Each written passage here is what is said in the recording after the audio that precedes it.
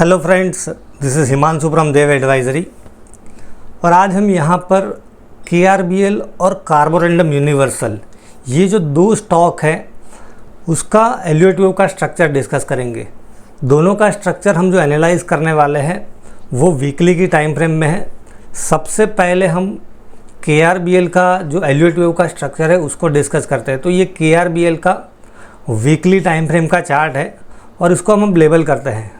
तो यहाँ से हम लेबलिंग स्टार्ट करेंगे। ये एक सिग्निफिकेंट स्विंग लो है, दैट इज़ अराउंड 184.50 और यहाँ पर ये एक सिग्निफिकेंट स्विंग हाई है, दैट इज़ अराउंड 445। तो उसको हमें लेबल करना है, तो हम इस तरह से लेबल कर सकते हैं। This is wave 1, this is 2, ये थर्ड वेव है, यहाँ पे फोर्थ वेव का रिट्रेसमेंट है और अब यहाँ पर फिफ्थ वेव के लिए ये जा सकता है। This is called setup 1 by, that means के फोर्थ वेव कंप्लीट हो गया है और अब यहाँ पर फिफ्थ वेव की रैली के लिए आप ट्रेड कर सकते हैं। This is one of the easiest trade setup. अब ये जो हमने लेबलिंग किया है उसका फिबोनाची रिलेशनशिप क्या है वो समझते हैं। तो यहाँ पर हम देखें वेव 2 का रिट्रेसमेंट कहाँ तक आया है।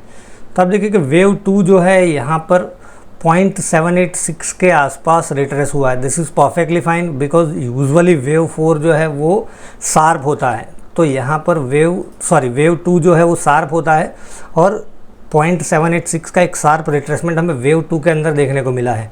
अब हम यहाँ पर वेव 3 का एक्सटेंशन लेते हैं, तो हम एक्सटेंशन टूल का यूज़ करेंगे। 0 to 1 -2 करते हैं यहाँ पर और आप देखोगे यहाँ पर वेव 3 इज़ एक्सटेंडेड बिकॉज जब एक नॉर्मल एक्सटेंशन लेवल होता है 1.618 1.75, उससे ज़्यादा एक्सटेंशन आता है तब हम कहते हैं वेव 3 जो है इट इज़ एक्सटेंडेड। और यहाँ पर आप देख रहे हो 300% तक का एक्सटेंशन हमें यहाँ पर वेव 3 के अंदर देखने को मिला है।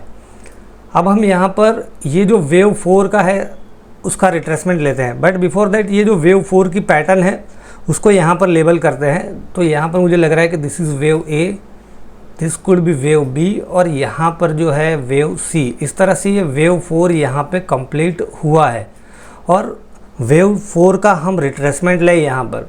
तो वेव 4 यूजुअली क्या है कि सैलो रिट्रेसमेंट होना चाहिए, बट समटाइम्स 50% तक का रिट्रेसमेंट भी अलाउड है, ऐसा कोई रूल नहीं है। अप टू 0.618 भी ये रिट्रेस हो सकता है। बट जब वेव 4 ज़्यादा रिट्रेस हो जाता है तो फिर क्या है कि वेव 5 जो है वो मटेरियलाइज होने की प्रोबेबिलिटी बहुत ही कम हो जाती है और वेव 5 मटेरियलाइज होगा ही, ऐसा कोई LUT के अंदर रूल नहीं है। तो हमने ये जो फिबोनाची रिलेशनशिप एनालाइज की और जो रूल की बात कर रहा हूँ, तो ये जो एनालिसिस है that is perfectly with in the rules because rule क्या कहता है कि वेव 2 जो है वो वेव 1 से 100% ज़्यादा रिट्रेसमेंट नहीं होना चाहिए। तो यहाँ पर वेव 1 का जो लो है उसको नहीं ब्रेक कर रहा है। Wave 3 should not be the shortest impulse. तो हमने देखा कि वेव 3 जो है यहाँ पे एक्सटेंडेड है। फिर जो रूल है वो है कि वेव 4 जो है वो वेव 1 की टेरिटरी में नहीं आना चाहिए, तो वो भी नहीं आ रहा है। अब यहाँ पर ये जो हमने ABC ये करेक्टिव पैटर्न लेबल किया है उसका भी हम क्या है कि थोड़ा फिबोनाची रिलेशनशिप समझते हैं।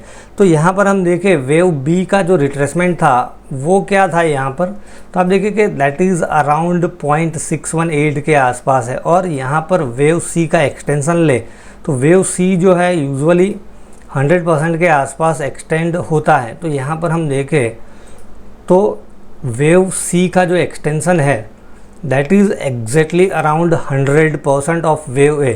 और हमने देखा कि वेव 4 का जो रिट्रेसमेंट है ओवरऑल वो भी यहाँ पर कहाँ तक है कि ये जो है दैट इज़ एग्जैक्टली अराउंड 50%। तो इस तरह से क्या है कि हम क्ल्यूज़ कलेक्ट कर सकते हैं बाय एस्टेब्लिशिंग फिबोनाची क्लस्टर कि यहाँ पर ये करेक्शन कंप्लीट हो गया है या नहीं। और फिर यहाँ पे क्या है कि ग्रेजुअली पोजीशन बिल्डअप कर सकते हैं। तो यहाँ पर जिस हिसाब से हमने देखा कि वेव 4 का रिट्रेसमेंट जो है that is exactly around 50%, wave C का एक्सटेंशन हमने देखा with in this corrective move तो वो भी 100% के आसपास है। तो हमारे पास कुछ स्ट्रॉन्ग क्ल्यूज़ है कि यहाँ पर ये वेव 4 जो है वो कंप्लीट हो गया है। दूसरा हम देखें प्राइस जो है अब यहाँ पर ये जो DMA लाइन है उसके ऊपर क्लोज दिया है, तो ये भी एक स्ट्रॉन्ग क्लू है कि यहाँ पर ये करेक्शन अब कंप्लीट हो गया है और ये फिफ्थ वेव के लिए जा रहा है। And another tool that we can use is regression trend channel. तो यहाँ पर हम देखें तो ये यहाँ से ये जो रिग्रेशन ट्रेंड चैनल है उससे ब्रेकआउट दिया है या नहीं। तो आप देखोगे यहाँ पर इसका हम सोर्स पहले देख लेते हैं। जब मतलब नीचे की साइड में हम देखते हैं डाउन ट्रेंड, तो ये सोर्स हम हाई रखते हैं। तो यहाँ पर आप देखोगे ये जो रिग्रेशन ट्रेंड चैनल है उसको भी यहाँ पे उसने ब्रेक करके उसके ऊपर क्लोजिंग दिया है। तो चांसेस आर वेरी हाई कि अब ये करेक्शन कंप्लीट हो गया है और स्टॉक जो है अब यहाँ पर फिफ्थ वेव की रैली के लिए जा रहा है। तो अब फिफ्थ वेव के अंदर हम क्या लॉजिकल टारगेट एक्सपेक्ट कर सकते हैं। तो यहाँ पर जनरली क्या है, 3 टारगेट आते हैं, 0.382, 0.5 एंड 0.618। ये एक्सटेंशन लेवल है, यहाँ तक वेव 5 जो है वो एक्सटेंड हो सकता है। तो हम देखते हैं कि ये लेवल्स कहाँ पर है। So what we will do, we will use extension tool 0 to 3 -4 करते हैं यहाँ पर। तो आप देखिए कि 0.382 का लेवल जो है वो ऑलरेडी अचीव हो गया। तो ये टारगेट जो है इलॉजिकल है, राइट। तो अब यहाँ पर जो एक टारगेट बन रहा है दैट इज़ अराउंड 450, 0.5 का एक्सटेंशन लेवल है, और दूसरा 0.618 का जो लेवल है दैट इज़ अराउंड 480। तो मुझे लग रहा है कि ये एक रेंज है, यहाँ पर 450 से लेके 480 यहाँ तक ये जा सकता है। और इनवैलिडेशन लेवल अब यहाँ पे हम रख सकते हैं, ये जो लो है वेव 4 का दैट इज़ अराउंड 319। या तो फिर गया है कि बीच में रिवर्सल आ गया, ये जो DMA लाइन है उसको ब्रेक कर दिया, या तो अगर ये ऊपर जा रहा है तो हम एक रिग्रेशन ट्रेंड चैनल वापस ड्रॉ कर सकते हैं, उसको ब्रेक कर दिया तो हम फिर एग्जिट ले सकते हैं। तो बहुत सारी एग्जिट स्ट्रेटजीज भी हम डिप्लॉय कर सकते हैं। तो यहाँ पर अभी एज ऑफ नाउ हमारा जो स्टॉप लॉस रहेगा दैट वुड बी अराउंड 319.5 के नीचे। अगर इसको ब्रेक कर दिया तो फिर क्या है कि हमारी एनालिसिस जो है वो गलत हो जाएगी, और जो हम टारगेट एक्सपेक्ट कर रहे हैं in terms of wave 5 that is around 450 से लेके 480 तक का हमारा टारगेट है। तो ये स्ट्रक्चर मुझे स्ट्रॉन्ग लग रहा है। स्टॉक में कुछ डेवलपमेंट भी है, दैट मीन्स कि कुछ कैटलिस्ट भी है, राइस की जो स्कैरसिटी है ये सब कुछ न्यूज़ भी चल रही है। तो ये एक स्टॉक है, Elliott Wave का स्ट्रक्चर वीकली का स्ट्रॉन्ग लग रहा है, तो आप उसको ध्यान में रख सकते हो। फिर जो दूसरा स्टॉक हम एनालाइज करने वाले हैं दैट इज़ कार्बोरंडम यूनिवर्सल। अब कार्बोरंडम यूनिवर्सल में आप देखोगे यहाँ पर, तो ये मैंने थोड़ा लेबलिंग करके रखा है बिकॉज यहाँ पे क्या है कि ऑलरेडी ये जो है फिफ्थ वेव मटेरियलाइज हो गया है, और मैंने जो लेबलिंग स्टार्ट किया है from this significant swing low, और यहाँ पर वेव 3 था और ये वेव 4 कंप्लीट हो गया है। यहाँ पर मैंने लेबल नहीं किया है, अब उसमें हम डिटेल में नहीं जाते। बट यहाँ पर क्या है कि एंट्री हमारी जो है वो थोड़ी लेट हो रही है बिकॉज जो मिनिमम टारगेट जो है ये वेव 3 का हाई था दैट वाज अराउंड 1035, उसको ऑलरेडी इसने ब्रेक कर दिया है। डेली के टाइम फ्रेम में बहुत ही अच्छा स्क्वीज़ का स्ट्रक्चर था, मैंने आपके साथ टेलीग्राम चैनल पे भी शेयर किया था। और यहाँ पर आप देखोगे ये जो लेवल है ऑलरेडी उसने ब्रेक कर दिया है, दैट मीन्स कि जो मिनिमम टारगेट रिक्वायरमेंट है वो हिट हो गई है। बट स्टिल ये स्ट्रक्चर मुझे यहाँ पर काफ़ी स्ट्रॉन्ग लग रहा है। और यहाँ पर हम देखें जो लॉजिकल टारगेट वेव 5 के आ रहे थे वो कहाँ पर है, तो वेव 5 का जो लॉजिकल टारगेट बन रहा था दैट वाज अराउंड 1078, ये तो ऑलरेडी ऑलमोस्ट अचीव हो गया है।